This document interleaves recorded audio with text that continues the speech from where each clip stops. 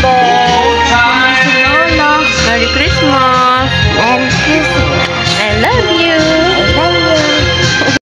At ito na nga guys, at bumangon na ako para lang mag-asikaso. At ito kasi, magsisimba po kasi kami for today's video. At kaya naman sinukat ko na at inihanda ko na yung damit na susuotin ko. Syempre, bago ang lahat, asikasuhin muna natin yung ating baby boy. At ayan na nga, ready na po siya guys. Syempre, sinuot na niya yung mga bago niya kasi nga Pasko, diba? Okay, so ito na pa guys ang aking outfit for today's video. So, for the bestida lang muna ang first one. So, sinilabas muna tayo guys. Tingnan natin kung anong ginagawa ng ating mga pamilya dito sa baba. At ito na nga pala si Ninyo. Yan po yung aking baby boy.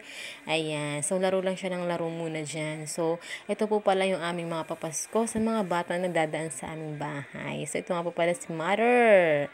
Yan. Diba? Napakaganda naman ang aking mother na. Ito naman po si Ethan. Busy sa pag-shoelace niya. Shoelace.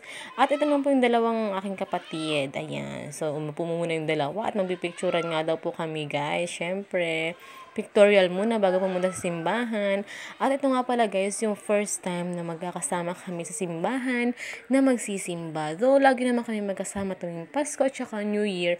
Pero first time ulit namin magkakasama na magsisimba. Kaya 'di ba bongga? Ayan, happy family. Sabi nga ni Ninyo, hindi pa rin kumpleto ang family kasi wala daw si Lola. 'Di ba? So, okay lang 'yan. At eto na nga, at nakaporma ng aking kapatid. Akala mo naman pupuntahan sa yawan. Mamaya pa yon, cherries.